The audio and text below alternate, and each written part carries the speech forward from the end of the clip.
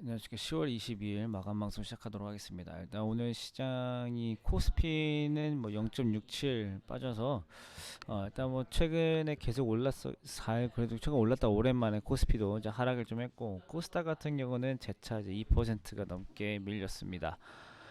일단 코스피 코스닥 둘 다 일단 외국인들이 많이 빠졌고 특히 코스피 200 지수 보면은 외국인이 많이 빠졌습니다.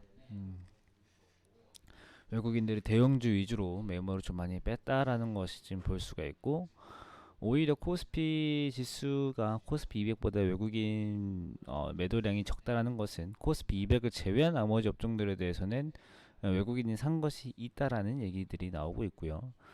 그 다음에 코스피 반대입니다. 코스피 200에서 기관은 많이 매수를 했고 코스피에서는 기관이 매수폭이 작습니다. 그러니까 기관들은 코스피 200을 중심으로 샀고 외국인은 코스피 200을 제외한 나머지 업종에서 많이 샀다라는 왜 많이 팔았다라는 말이 나오는데 왜 200을 제외하고 많이 샀다라는 얘기가 나오죠. 일단 뭐 코스피 시장은 뭐 그래도 낙폭 정도는 대형주 몇 개 정도 빠지고 몇 개 정도 오르고 이런 현상들이 나타나는데 문제는 좀 코스닥이었죠. 코스닥 같은 경우 기관이 많이 팔았습니다. 기관이 1,700억 정도 팔았고 외국인이 뭐 엄청 많이 팔진 않았지만은 들어오진 않고 매도한 정도 종목 수가 1,000개 넘게 이제 하락을 좀 했고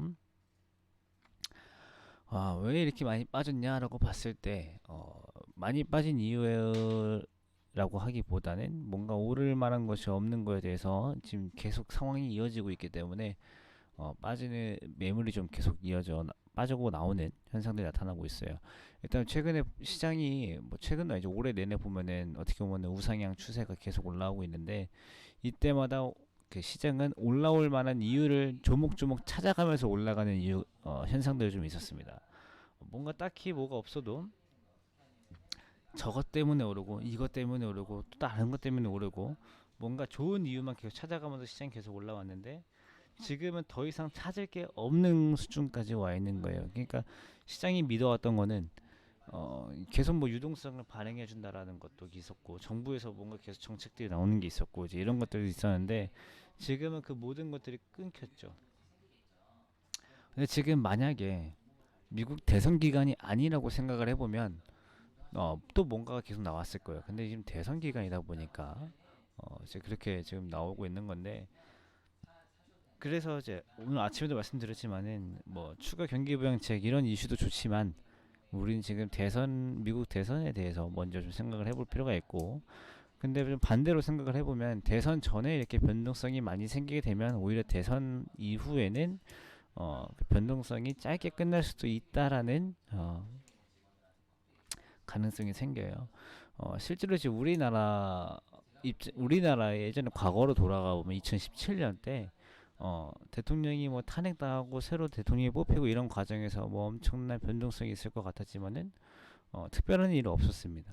오히려 뭐 얌전하게 시장 잘 가기도 하고 한 나라의 대통령이 탄핵당하는데도 시장이 올라가고 이런 경우들이 생겼는데 이제 그때 뭐 탄핵을 당했어야 되는 게 맞네 이제 이런 식으로 이제 보도가 나오기도 했지만 미국 대선도 마찬가지예요. 대선되고 나서 뭐 누가 당선되고 누가 떨어지던 간에 시장이 오르면 역시 뭐 마치 뭐 정의구현인 것 마냥 이게 나올 수도 있고 시장이 빠지면 역시 뭐 지도부 변경에 대한 뭐 불확실성이다 이런 식으로 나올 텐데 일단은 시장은 뭐 대선에 대해서 미리미리 좀 인식을 좀 하고 있는 부분이 좀 있다. 그래서 안 좋은 점은 분명히 지금 팽배하게 널렸지만 좋은 점을 지금 더 이상 찾을 게 없다라는 것. 이제 이게 지금 가장 큰 문제예요.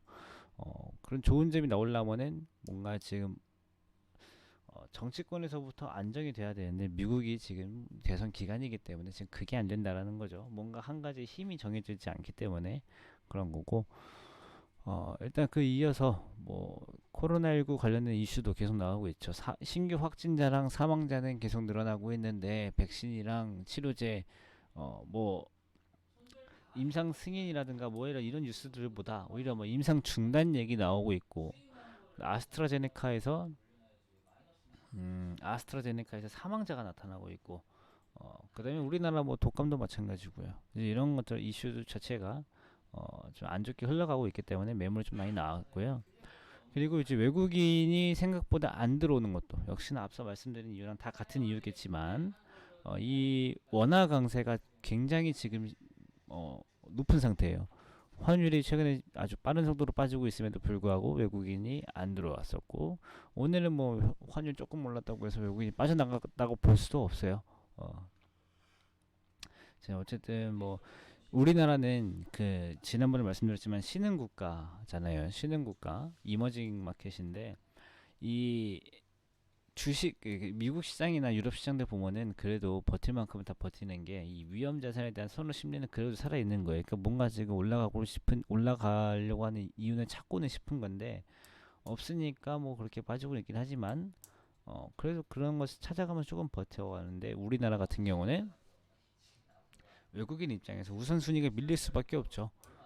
우선순위가 밀렸기 때문에 그런 영향도 분명히 있고 일단 그래서 오늘 우리 시장 뭐 오늘 아침에 말씀드린 것처럼 전반적으로는 이제 하락한다라고 생각을 하시는 게 맞고 그 다음에